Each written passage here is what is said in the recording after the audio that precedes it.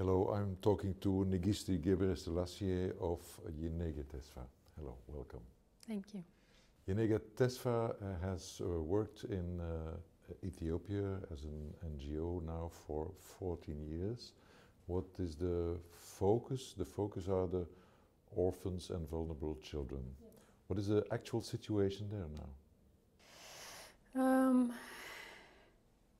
So, as a developing country, we have many problems with poverty. But it doesn't mean that we have only problems. We have also beautiful things you have to see. But the problem is big. Of course, we are also working and busy with the government, also trying to work in development. So there are different change. But when I was starting 14 years ago, it was completely different. There are many children outside in the street and living in the street, and many problems. Can you give us an approximate figure of the number of children in the street or parentless nowadays? If I'm talking about Gondar area, it's different. So you cannot say like this number, because sometimes they leave and they come as it's free. But we think there will be from 1,500 to 2,000 children who are living in the street. Okay. You've done quite a lot of work. You started this Gebreselasie movement in 14 years ago formally. What exactly was your own personal reason why you started this? Your motivation? I think to help people, you don't need to have any reason. I mean, that's what I believe now. But I thought the first time when I started, I was kind of pushed by seeing many children in the street. And I always think that in the evening, usually, we at home, we take things inside because of to prevent from thief. Yes, yeah. So you take whatever outside, you put them inside and everything. So I was kind of like impressed by seeing a lot of children in the street as a human being, just living in the street, nobody taking care of them, nobody think about them, and they just leave us even less than the thing that we believe thief will take it from us. So we put it inside to protect it. But they are human beings living in the street. So it was very strange thinking that way. And I want to do my contribution as a human being. Yes, and for these OVCs, as we call orphans and vulnerable children, you wanted to give them a better life, to give them perspective. Is that the basic mission of Gebreselasie? Yes, it is. It is. Now, what have you? It's not only providing a home. It's also other topics. We'll go further into that. What have you realized over the last years? What have you concretely realized? Yeah, so the first time I was thinking, or as organization, or as all of us, we've been thinking giving or helping people will improve their life, will bring quality life.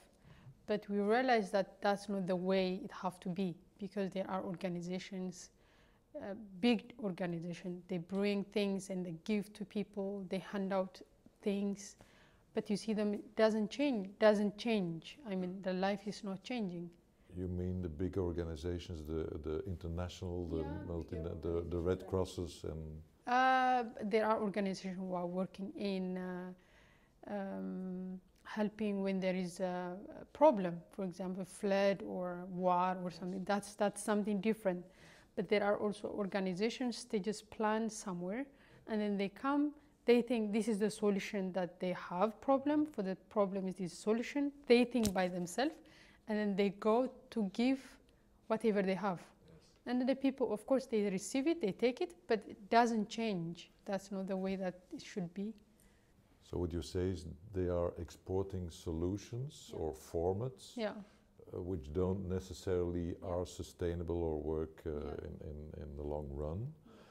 So you work locally locally you know better than who else We believe so. what the needs are. Yes. How big is your organization? How many people are working in Nigisti?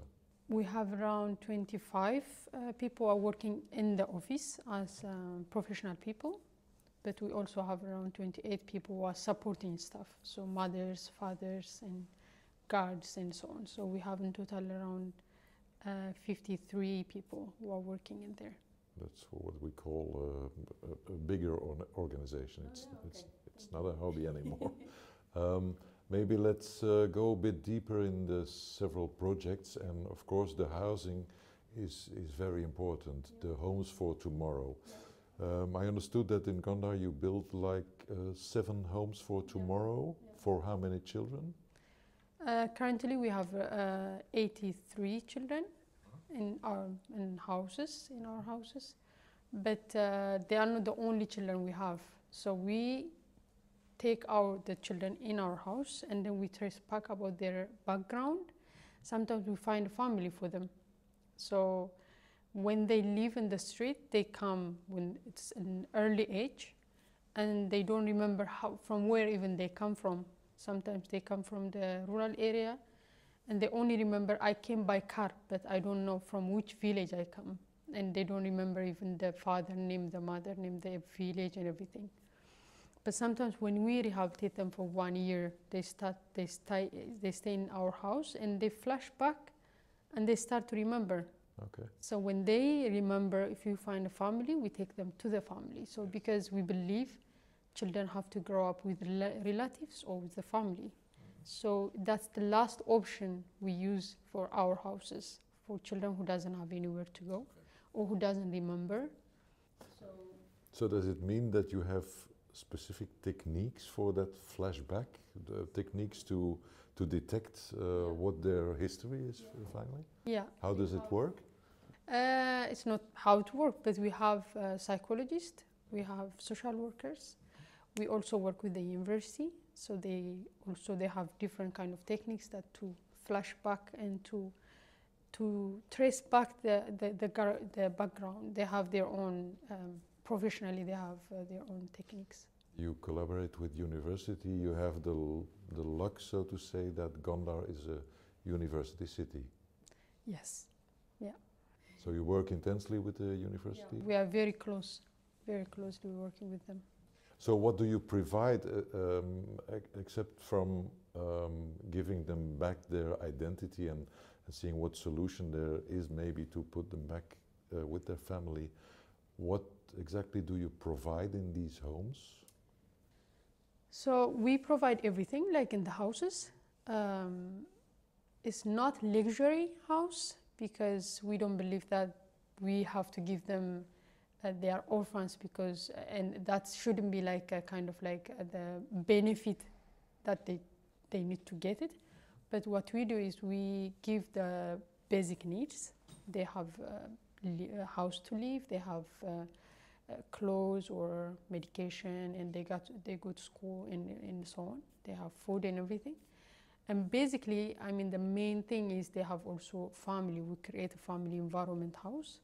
So in each houses we have around from 12 to 16 children, and they have a mother, like model mother, model father, a big sister at the girl's house, big brother at the boy's house. So this is a kind of like good bond, a family bond that we create, because they don't have family, they don't have parents. They have to know, they have to understand by the model mothers and fathers. They have to know about family, about mother's responsibility, father's responsibility, and so on. So that way they can feel full the gap they have in the background of their life. Yes. So this is one of the things, but that's not the only thing that we do, but we have different activities that we are doing. I can imagine that it's important to create a group that has a certain harmony about it. You can't put anyone anywhere. Yeah. Or do you try to have a certain balance within the group? No, we don't need that. I mean, children we have our own criteria that we follow, and if the children are fulfilling the criteria, we take them to our houses. So it doesn't have to be like this is different, that's different, or religiously it's a different religious or age. Of course, we have like we only accept between 8 to 12 years old, and then they grow up together. So. And average, how long do children stay in these houses? They stay until they are 18 years old. 18 years. So when they are 18, they leave the house, and we sponsor them each month, so they can live, they can rent a house, and they can live with the community. And we continue sponsoring them until they are capable to support themselves. Yeah. And what is the rate of children that finally trace back their family and go back to the family? Is that an exception, or is that standard? We have around 23 of children who we find a family for them, that they are living with the family, but still we are working on it. So, yeah. So another thing that, because you now have 7 of these homes for tomorrow, I can imagine that within the 5 coming years you want to expand that. What is the natural limit of number of houses you can sustain? So for the time being, we are kind of like stopping in there, because for the government also it's creating new, not creating, even extending orphanages and children group homes is not supported by the government. So rather we are working with the community, like sponsoring the children within a community. So they believe, the government believe that the children have to grow up in the community with the family, with the people. So if it's kind of like foster care that we are, the government's promoting, and I hope for the future we will work on that way. Yeah. Another thing that you provide outside of providing a family environment is of course healthcare. You want these children to be healthy. With who do you cooperate on that? You have doctors in the house, or? So we have different kind of project that is, we call it Vital Care. Vital Care is only, not only for our children who are living in the house, but for people who are in the community, but who doesn't have any money to go to hospital, because we don't have welfare in Ethiopia. So when people are sick, they have to go to hospital, they have to pay themselves. So there are people who cannot afford it to go to hospital or clinic or whatever. So for this reason, we have coupons that we manage with, we work with governmental health facilitators in each district, you call it, I think, yeah. So in each district we have health coordinators or facilitators. So we have a coupon, we give the coupon to those people. So when people are sick, they go to that district and they can get the 2 coupons, one for clinic, one for pharmacy. So they can get the clinic, the treatment for free. But it doesn't mean that it's free. We pay ourselves, I mean, as Nigisti, we pay it every month. I can imagine that you need a kind of a control system to see that this help, these coupons, go to people that really need them. How does it work? So there is in the district, there are one health center, health coordinator, and the other one is the chairman of the district. So both of them have to sign in order to prove that the person need that coupon. So it's not you just give somebody because you know him, or he can be your neighbor, or you know him in the street. That can be happen. So for that reason, 2 people have to prove it. They have to sign, 2 of them. And also we work with the clinics and pharmacies very closely. If the person who go there to get the medication, they think that they don't deserve it, they also let us know, and we also cancel that. So it's kind of like networking. And I can imagine that you need to report on that to the organizations that are funding you. Yeah.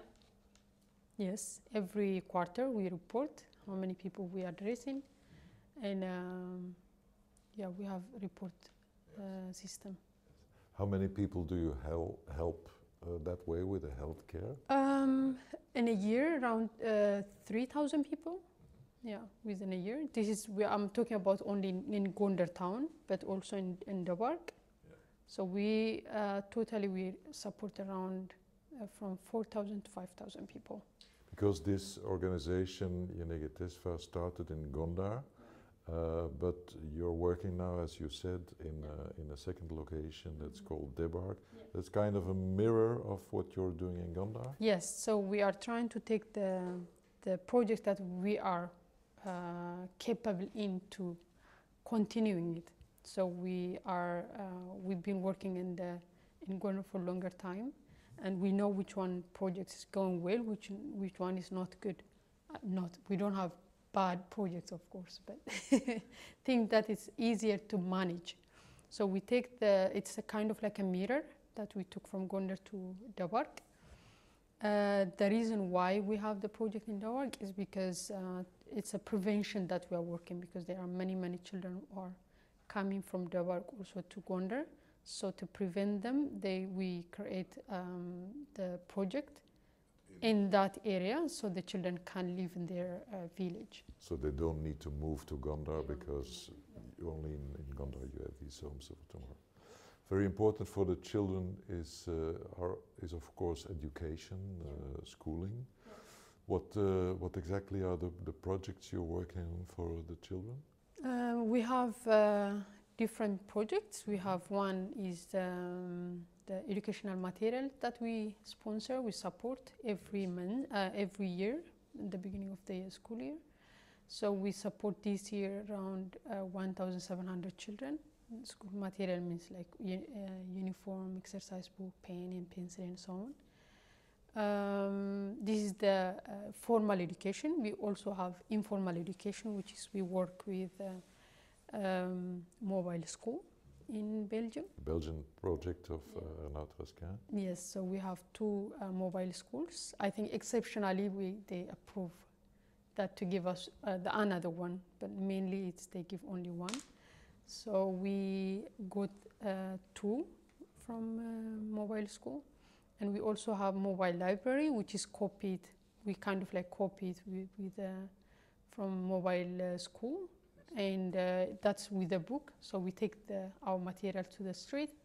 Children comes in there and they can learn different kind of things, and it's mainly to improve their self-confidence and to understand how education is important.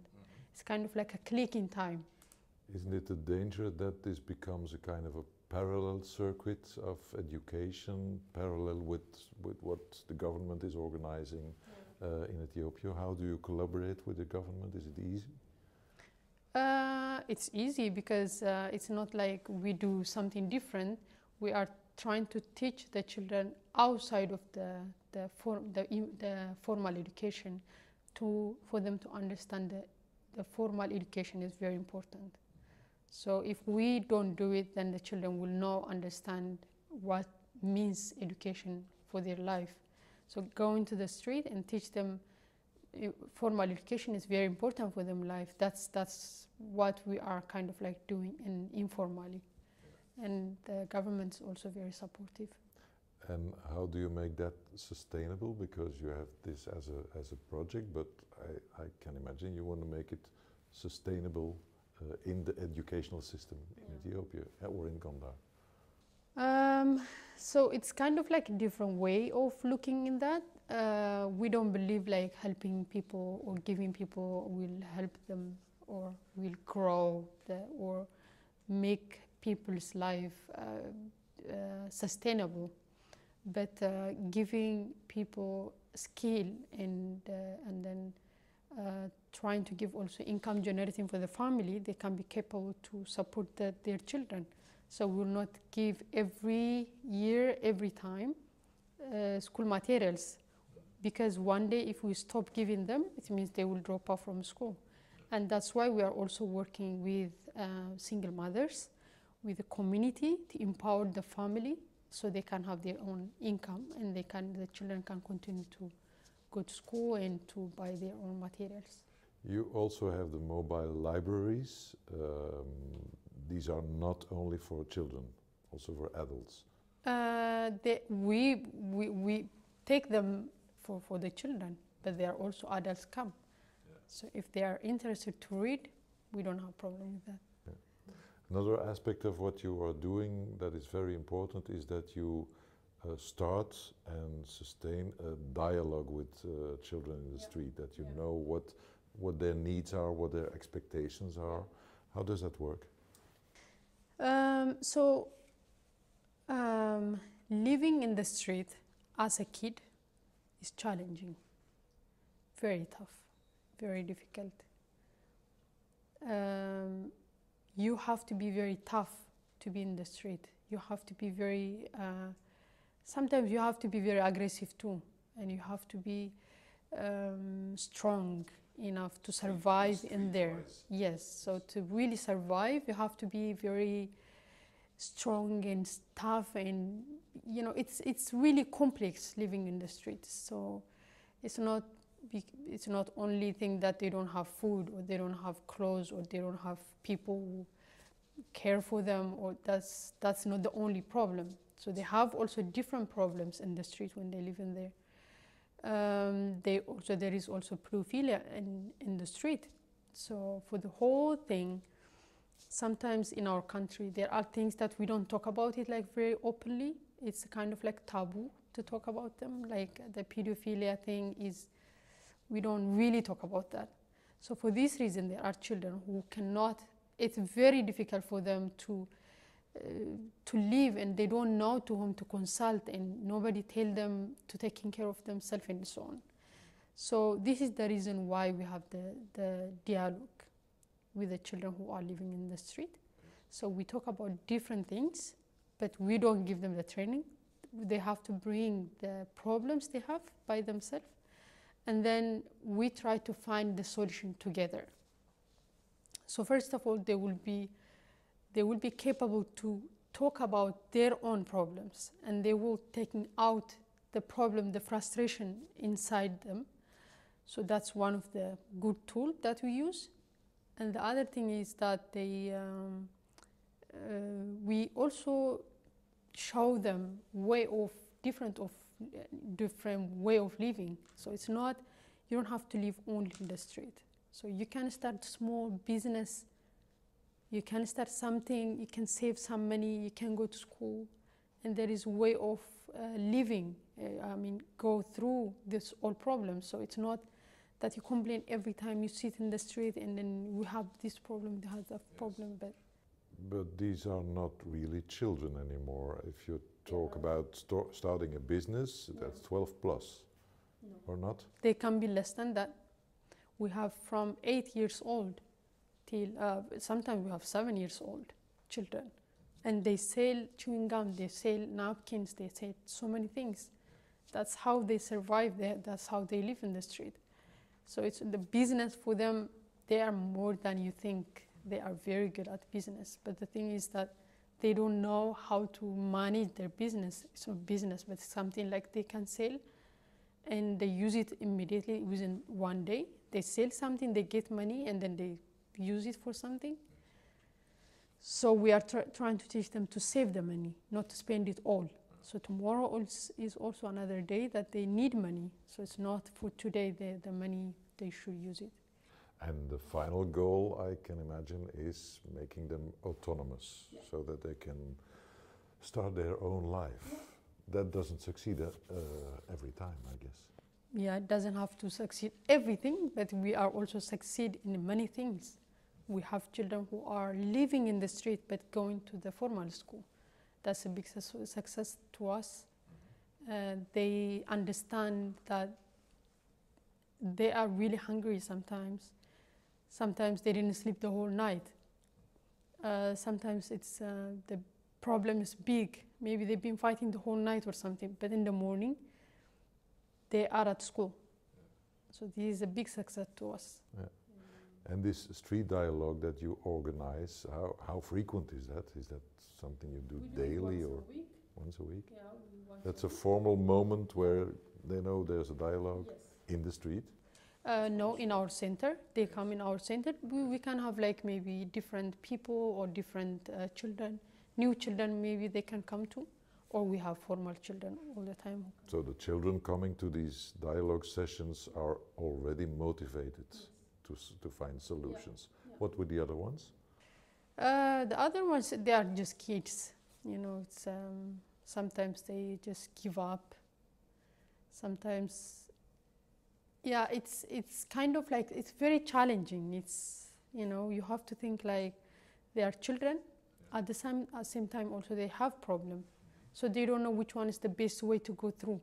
So sometimes it's like you tell them, okay, you can come to me and then we will find a solution for you. But it doesn't mean that they will come all the time, because they have the small demand.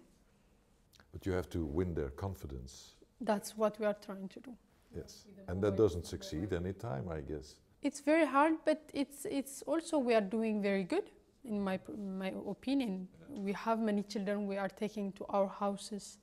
We have children who are already at school. We have children we are creating like a school, the football team. So we are trying to do many things at the same time. Yeah. So another thing is starting your own business, as you said, or generating an income, because that's finally, I think, the way to escape from poverty or from social weak chances. Yeah. How do you set that up, and how far do you go in setting up the generating an income? Where do you stop? Where do you start or where do you stop? Where do you stop mingling? From when do you say, now it's your turn? So, if I understand your question correctly, to start a business? Yes, generating an own income. Yeah. Where do you say from now on we don't support you anymore? It's your turn. For the people you mean? So it's we are still in process that we are working on, but it's been a long time ago that we believe giving people as a charity, giving food, giving clothes, giving money will not help anything. It will never help. Nobody will go through anywhere. So we in our organization, we don't give anything. It have to be something that it have to return. If we give them, they have to give back. If we give them money, it have to come back to our organization. Even if you give them a seed, like a potato seed, let's say, if you give them 50 kilo of potato, they have to give back the 50 kilo.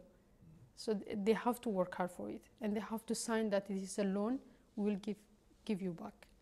And as a family, we teach them skills. So it's not like I give you food, you sit at home, I will give you food.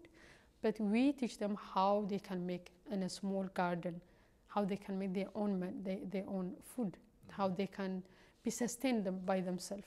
And be self-supporting. Yes. And not dependent on. Yeah.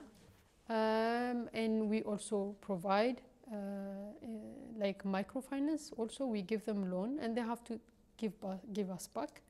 We give trainings, we give different kind of things. So this is a way of, for us, this is the only way we can sustain the people's life, and people will not be dependent on aid.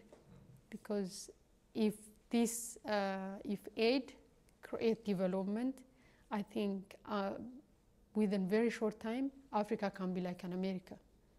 Because there are so much money is going on, so much money is going to Africa, but it's not changing. You see it like nothing is changing, because it's only you give today, and then this organization phase out, and then another will come, and then they will give it then, and then they will.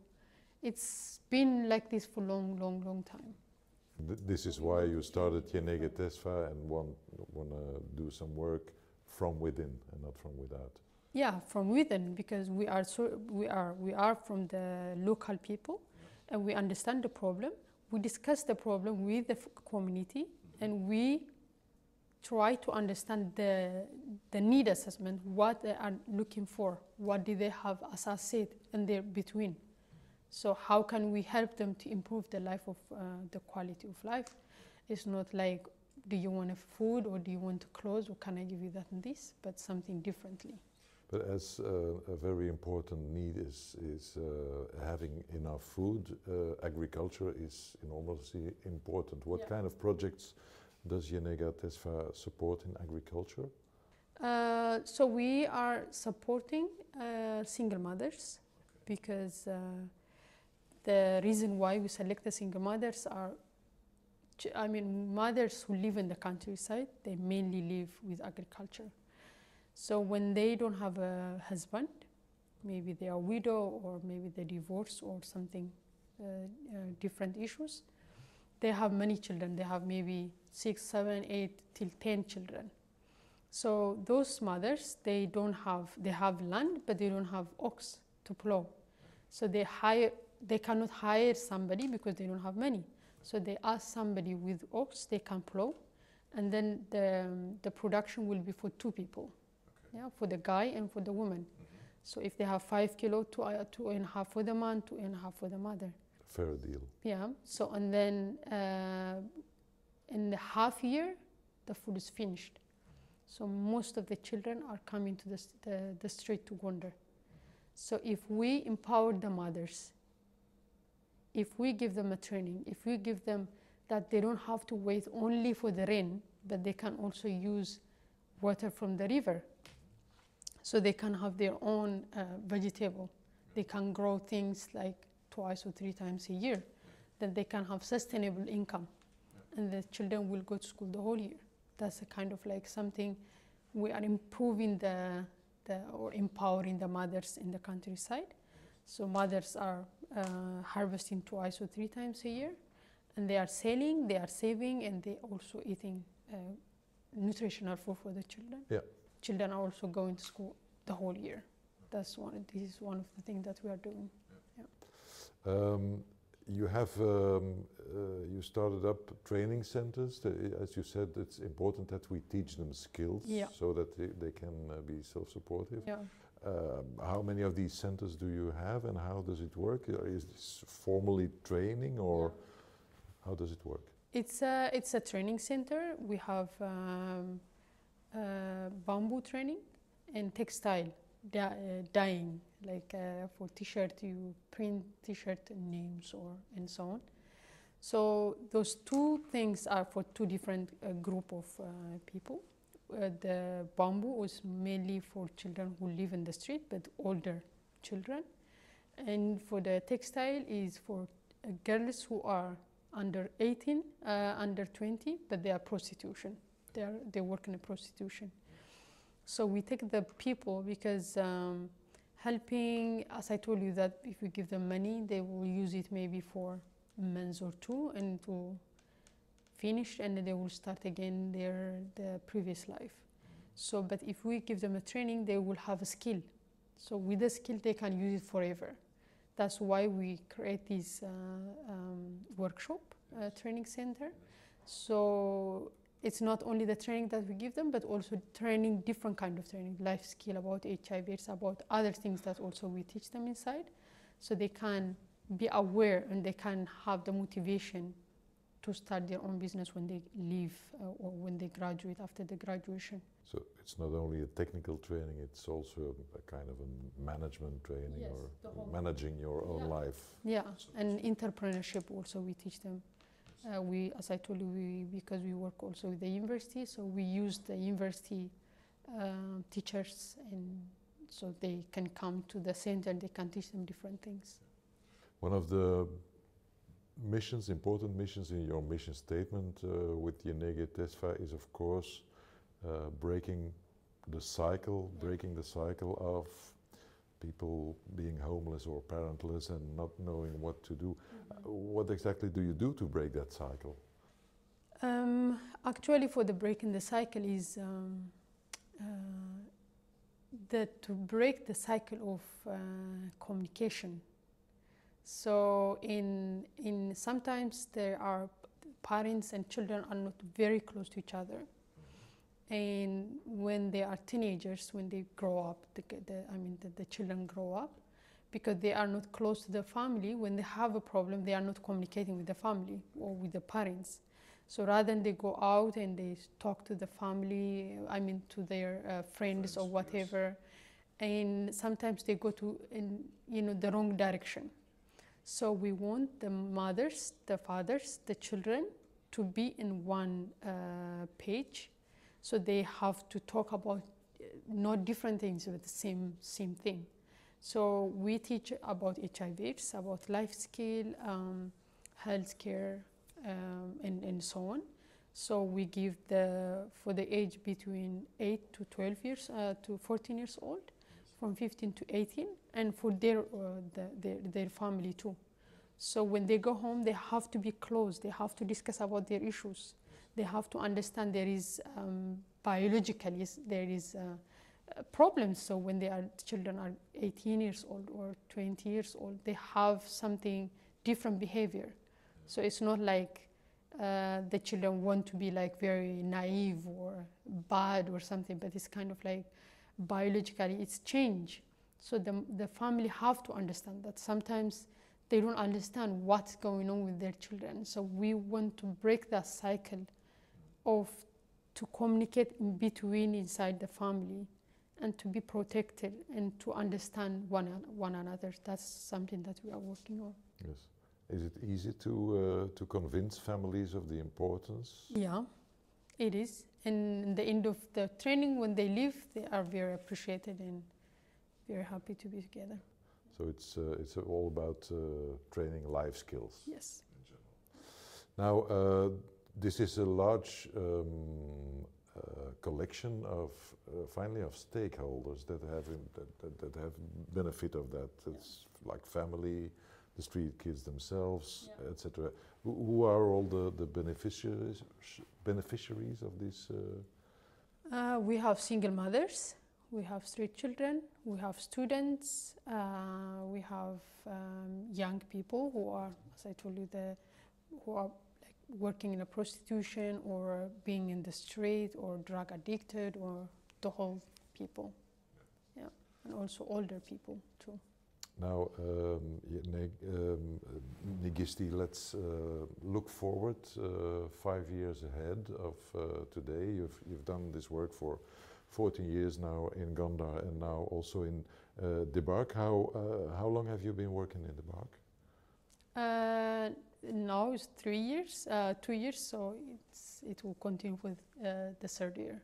And is it a kind of an outpost of Gondar? Or is it getting a large-scale project as Gondar is? No, it's smaller than Gondar because Gondar is a bigger one, and we've been working like also for longer time. But in Debark, it's kind of like smaller, but we are doing a lot of progress in there. Okay. So we are working in agriculture and mobile school, the trainings, the breaking the cycle. And health care, educational materials, and the whole thing we are doing in Debark too. Yeah. Now let's look ahead 5 years. What are the most important projects you want to realize with Nigisti? So we are now, this time that we are thinking and planning to do social economic project program for the future. And for this reason, we are also working with University of Gondar because we are a partner with the University of Gondar. We have a memorandum of understanding. So they are working, different departments are getting together and they are developing our business plan for the coming 5 years. Because as I told you that it's sometimes it's giving money or as a charity also. Yes. So you need sustainable partners. Yes, and first of all, we need a partner. But second thing is, you can give money. Yeah, you can give the vegetable. You can give anything. It's always in human mind, in our mind.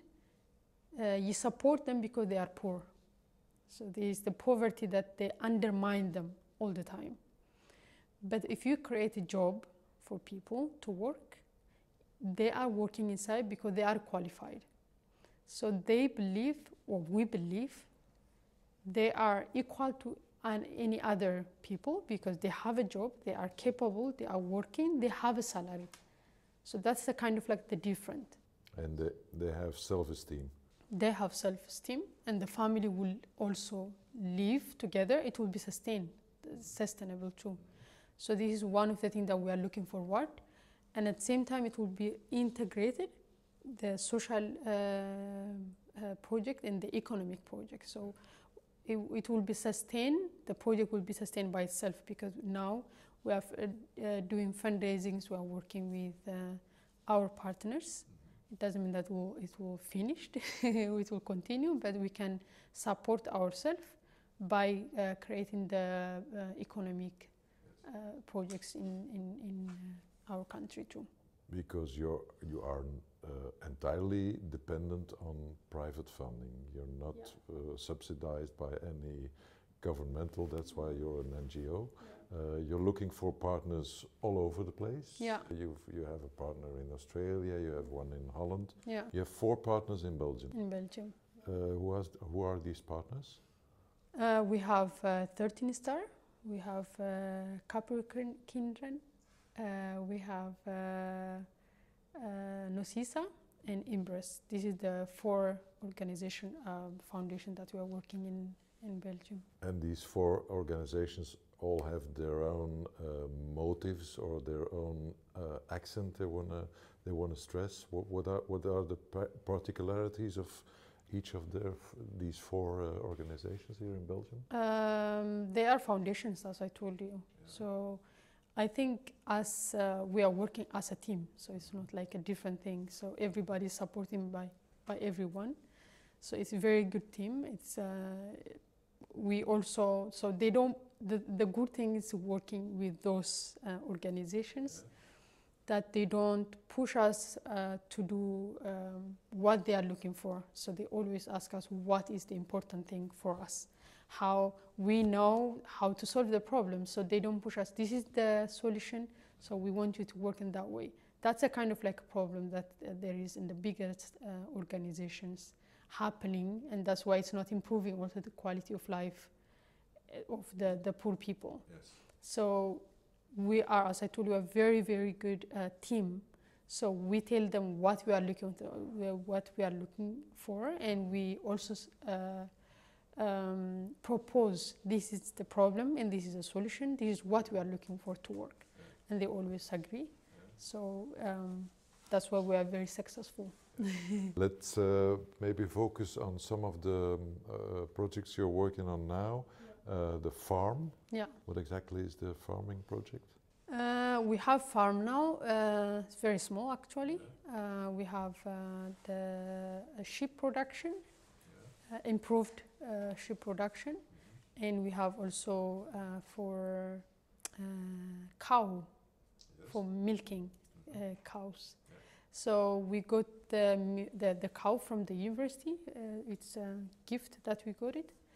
And the idea is for this project we will turn it to the business project.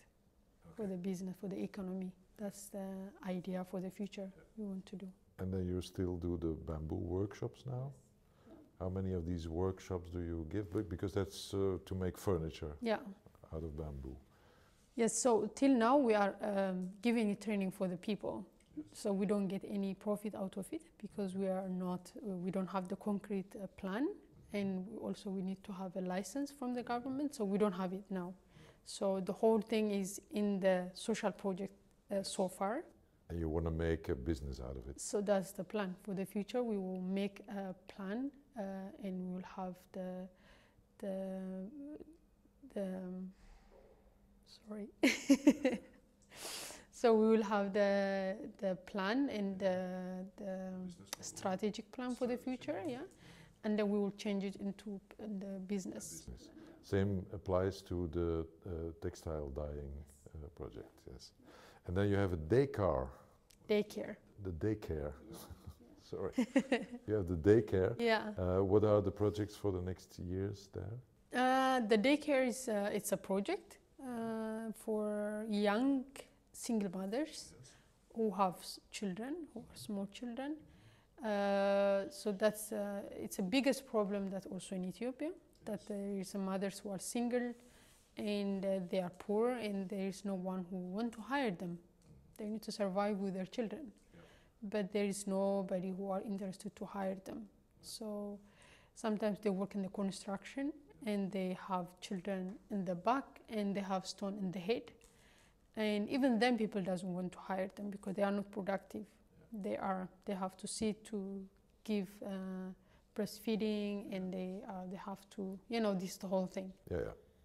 So if you can provide the daycare for them, they can go out. Yes, so we take their children with us in the morning, and the mothers can be free the whole day and they can work. That's the idea. But for the future, we want to also make it bigger. So not only for the single mothers, but also for the community who have the money, so they can pay for the daycare, for the, the caretakers, and then we can create also some money out of it. And then there's another project around charcoal briquettes. Yes, that's we are doing experiment this time. We don't start it yet, but we are doing. We are progressing. So we have many in Ethiopia. All the people are using the charcoal. So there are many trees cutting every day, and because of that, there is a deforestation, and the environment is very bad.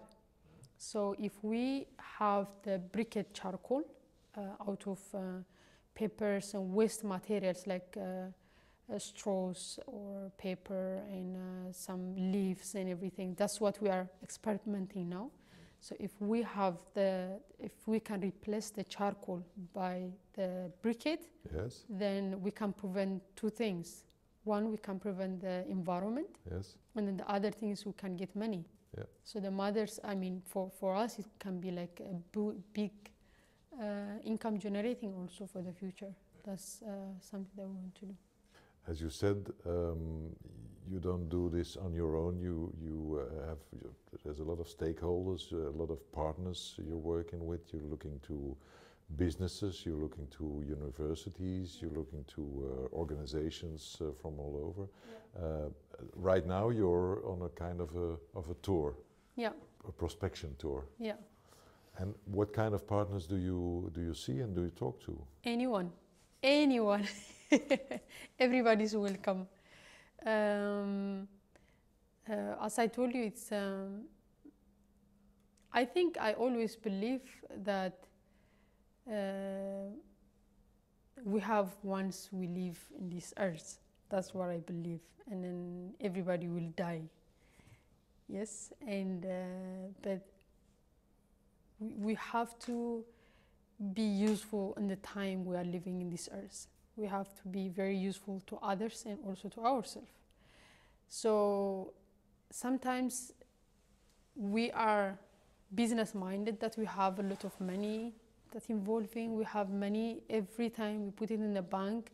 We have 1 million, 2 million. Human brain doesn't never satisfied.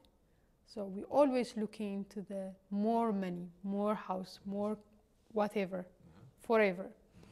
But sometimes there is something that it can make you very satisfied when you help people and you see them, they are standing by themselves and living themselves and they have a future.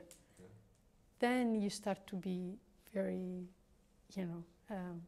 satisfied. Yes. So as we are all human,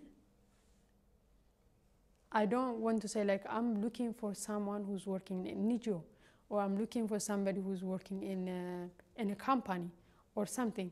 Everybody have the responsibility to do something. Yeah. And I believe also everybody have the motivation and the heart inside giving and sharing whatever we have if we get the right moment. That's a kind of a state of mind that you have to sell. But if I'm a manager of a large business and I have my business plan, I have my goals I have to reach and my mission. How do you convince me as a manager in the Western world Only thinking about profit, how do you convince me that I should invest in your project? I hope I still convince you a little bit. But I'm not a business manager. Yeah, but still. But I mean, it's a kind of a consciousness. Yeah, to apply. it's kind of you tell what you believe, you know, and then up to you to decide. So if you really understand what I'm talking about, and if I really convince you, then you will involve. But if I don't, even if I convince you, you cannot be interested. Sometimes people are not interested for many reasons. So I'm not pushing, I'm not judging, but I try to tell what's important to myself and to tell to people that I hope it will be important also for yourself, not only for me. But if it's not important, no judge, you know, no judgmental in anything, and that's fine too. In case you don't have immediate interest, do you come back, or do you say, okay, leave it there? Do you see it long term? Yeah, I don't want to be very pushy because I don't want to be annoying also to somebody. But I try to understand if the person have a little bit of interest. If I see that, then I can push a little bit. But if everything is close, immediate, I can't do anything, then I stop. Yeah. So it's a lifelong work. Of course, I can imagine that your ultimate dream would be that Nigisti wouldn't have to exist anymore. Yeah. But will this happen in your lifetime, do you think? I hope so. Yeah, I think so. I mean, I've been here since a long time ago, so I never been tired. Yeah. I never been in the mind thinking like this is enough and I have enough. So I'm still motivated to do more. Do you see a change in mentality in the Western world? Sorry? Do you see a change in the mental approach in the Western world? Are people or businesses or organizations more eager to support you than they were 10 or 15 years ago? Because we're living in a kind of a system crisis, as we always. What I learned from here is something that people need to have something concrete. It's not that you come, like I have this, and you just tell and they believe and give it to you. But you need to have something very concrete, something people want to see the future. They want to understand what will happen after sometimes. Giving money is not only for today, but what is going to be the consequences of tomorrow. So that's what I learned, and that's also I'm trying to do. When you start with partners, do you try to settle for 1, 3, 5, maybe 10 years engagement, or can it go year by year? We are with most of our partners. We are doing year by year, but I hope from next year on we will do it 3 years planning. Okay. Yeah. Okay, I wish you a lot of success. Thank you very much. Thank you. Thank you very much. Yeah. Nigisti Gebreselasie, welcome. Thank you.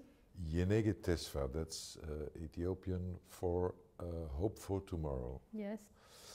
A movement you started 14 years ago, formally started 14 years ago. What was what was the initiation of Nigisti? Where did it all start? I was a high school student at that time, and I moved with my parents from the south to north, and I was new to the town for Gondar. So, but I'm passing by every day to school in certain areas that I saw many children in the street. So it was tough for me to see children in the street, because sometimes we are very cold at home, very, very cold. You have blankets, you have everything, you sleep in it, and then you are very cold even. And when I see the children who are living in the street, they don't have anything, they are living in the street. And it's shocking anyhow that I just want to do something. I want to help not helping, but because I don't have many. But I can be a friend with some of them at least. That was one of the idea that I have. And then I met one of the boy and I talked to him. So why do you live in the street? And he told me that he doesn't have family. He's living there for many years and it's very tough for him because he was a small boy. And the older street boys are really abusing him and they ask him to smoke cigarette and to whatever, many things. So when I go home that I cannot sleep, it was too much that what I heard, and I want to be close to the boy. So after that I met, the next day when I go there are many boys that been together with him, and I told them I can be friend with you. And they say like, they've been laughing. Oh really, you want to be a friend? Do we say that we don't have friends? We have friends, we need money. I said I don't have money, but I can be your friend. So anyhow, I was in touch with them and going and come back, and sometimes tough, sometimes they see what you bring to them. Sometimes, okay, she came, and they laugh and they left. And so in this moment, it was my end, the last year of my school from high school, and I had to study at the same time, and I had to go there, and I had to plan also what I can do and how I can improve it and how I can put it. It's not a proposal that I've been thinking, but something like I was writing like, okay, they need maybe this, maybe they need shoeshine, maybe they can save some money, maybe, this idea. We're organizing their life. Kind of like a little bit organizing, but at the same time busy. So I finished my high school and I was sitting with the children in the street. So there are many people who come to me and ask me, what are you doing? And my parents think like, this is crazy. It's good that you are doing, but it shouldn't be you. Somebody have to do it. It's not our girl are going to do this. So, but for me, I start to be very passionate with the children. I start to be very close and understand the problem, understand the situation, and so many people think they are very dangerous. So people doesn't want to be close to them. They are not. They just push them away. They think that they will steal something, they will hit you, they will insult you. They are very bad, and the whole thing. That's the first thing we think. This is not without danger what you are doing. Yeah, but there is nothing danger about that, because I was in the middle of it, and people think like they will rape you one day. I said, what? No, they are very good boys. They are very nice. Sometimes they protect you also. If there is something comes, they fight for you, and it's amazing. The love inside they have is so pure. But it takes time to win their confidence. Yes, it will take time to be with them, and they are suspicious the first time when you go there. What is she looking for? What does she want? And then slowly they build the confidence and they become very good friends. How long did that last before you really had their confidence? I think 3 months or something like that. So I had to go like every day. Yeah. And then after that they start to come like, why didn't come you today? Where are you? And sometimes they come to where I live and they ask like, where is she? We want to see her, or if something happened, if I didn't go and everything. It was very good time. But that wasn't the only thing that it makes me also very going inside. Most of the boys, they want to go to school. They want to go to school. They want to form their life. They want to have a future. And me knowing that, I cannot say like, I don't have money, I cannot help you with this. I was thinking like, if somebody have a future, if somebody think like there is a future, there is way of going out, if you push him a little bit, if you do something, if you help him a little bit, he will be successful. That's what I believe. So I was in the middle of the street. People come and they talk to me, and sometimes they say like, she's preaching. She's a preaching religion. Preacher, yes. Yeah, and for us, it's like being Protestant is not good. So she's a Protestant and she's preaching the boys, and sometimes they tell them to the boys, don't go to her because she is very dangerous. And sometimes the boys doesn't come sometimes, you know. So there are also very good people who follow me. They come to me and they ask me, what are you doing? And I told them, I just want to do something, but I don't know how to do it because I have 10 boys. And someone told me, why don't you ask the boys in the evening when they come? They can save money, like 10 cents. I said, okay, that's a good idea. And the boys, they came, I talked to them in the evening, you bring 10 cents. I will try to find 1 birr. Yeah? So we save it together, and then we can buy shoe shine. So you can have some kind of business for the future. So I was stealing money from my mother. 1 birr per day. The boys, they bring the cent, the coin. Yes. So we put it in 1 box. And then I have some kind of written thing, like agenda. Yes. So I said, okay, number 1, do you bring today? And he said, yes, okay, put it in. If somebody doesn't bring 0, tomorrow you will bring 20 cents. It was kind of like something, it makes me very excited also to go and to see, to open it with the children, to start some kind of business and so on. And then I met a friend who's still working with me. Her name is Tenish. She was still working in the insurance company. So she was passing by and she said, what do you do? And I told her, I'm doing this, and I show her this one. This is the money that we're saving, and this is the list of the boys, and I'm bringing some money because I'm stealing also from my parents and so on. So she was impressed by that, and she said, okay, I will help you in whatever it is. So it was very, very, very good that because people knows her, she is from Gondar. So when people see like she's sitting next to me, people start to accept what I'm doing. And say, so can we help you with something? Can we do something? And people come. And then there is also another woman. She's a teacher. She come and she asked to my friend, and we told her what we are looking for. She said, okay, it's the break time for school. So 2 months there is no school. So I can teach some of the children at school. I can facilitate this. And then we take the children to there and they start to learn at school. So when the September comes, which is September is the first year of school, we start to be confused because we don't have money. We don't have anything in our hand to buy materials, to buy anything. And after all, if they are going to school during the daytime, we need to give them food too, but we don't have money for that.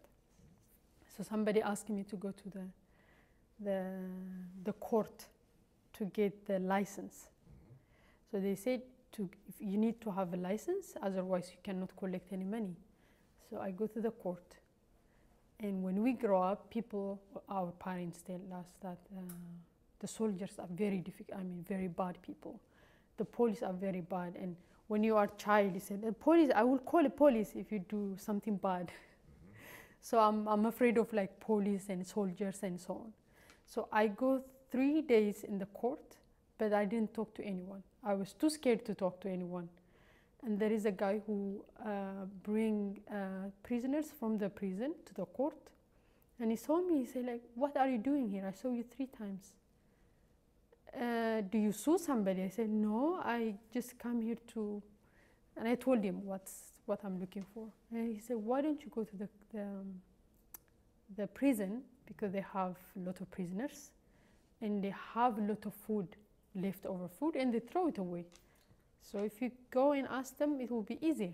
So I go with him, with the prisoners, next to the prisoners. I go inside, and then I talk to the manager. I told him that I have children, they need food, but I don't need to have the leftover. I need the normal food. If you give to me, I'll appreciate that. He said, okay, let me discuss tomorrow and then come back tomorrow. So when I go there, he said that he discussed with the prisoners because he doesn't have the mandate to give food. Yeah, he have to discuss with the prisoners and with the management and everything. And the prisoners said that they are willing to give half of their food for our children. And that was I think it was,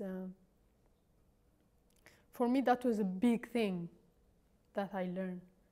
I was very inspired. That you can convince people that you would not expect would do that. Yes, even people we believe they are bad people in the prison. Maybe they kill somebody, maybe they steal somebody, maybe they, whatever they do, whatever it is, they are in the cage inside because they are bad people. But even then, they have the motivation, they have the willingness, they have the good heart inside to give and to share what they have. And I was thinking, like, there is nobody in this earth, no one is bad person. No one will not say, I will not give you. There is nobody who's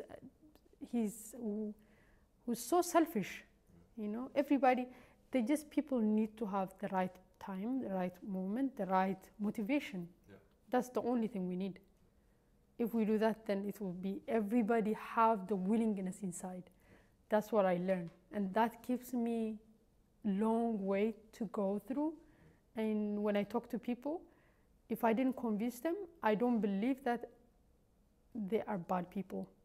But I believe, or I think, maybe I didn't convince them, maybe I didn't say the right word, maybe I didn't try to push them or to push more to understand what I'm saying.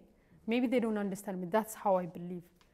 Not that person is he's a very bad person, that he doesn't want to give money. So that's what I learned from it. And then I met a woman from Holland. They've been working in the street for children who are very sick. They've been giving the coupon, not coupon, but they give some kind of like 1,000 birr for one association. Okay. And then they take the children to the clinic and they pay the money. Finally, they give them the receipts. So they heard about Yenege Tesfa and I talked to them. So they give me 1,000 birr in cash. And I was running the whole day looking for people who are sick in the whole street. And then in 1 month, the money was, I used it, it was 996 birr or something. 996 birr. So I have 4 birr left. So I go to give them, this is the 4 birr left I have, and this is the receipt. So that's how we start to work, like with organizations. Yeah. And when did you tell your parents that you stole money from them? Finally, when they accepted. Yeah, it was confiscated? No, it's I tell them that I'm sorry, I was stealing money from them. A confession. Yeah. Yeah. Nigisti, how, when and where did your cooperation start with Belgian organization? It was quite a remarkable meeting. Yeah. There was so there are things that we have house. Somebody gave us for free, and we've been living there, but it wasn't like really formal. It wasn't also. It's a kind of like organization we have legally, but it wasn't really formal organization because we don't have the experience to form all the things. It was a movement, yeah. So there's a couple came from Belgium. They've been going to, I think, Zanzibar or something. They've been passing by, and somebody told them about Yenege Tesfa, and they talked to me. And then I said, yeah, they asked me, do you need, they came for 1 week. So they will stay 1 week in Gondar, and they will continue to other Africa country. So they asked me if I need help. I said, I need help because I don't know how to organize organization, because I don't have any experience. And they lived there for 2 years. So they are the one who helped me to organize and to form the organization all. and to set up also as the first project, as a first project, like a formal project, having contract with the government too. Yeah. So we have like formally we started in 2008. So and that's the first connection that they start to create with Nusisa, the first donor from Belgium. So they financed the house and part of the the projects. And then they start to communicate, connect also with 13 Star and with others. That's the first connection that we have. Yes. That's how we start the relationship. And do you still see the couple that helped you put up the organization? Yeah, so we are a family now because they have a child and I'm the godmother of their child. Okay. So we start to be a family. You keep in touch? Yes, yes.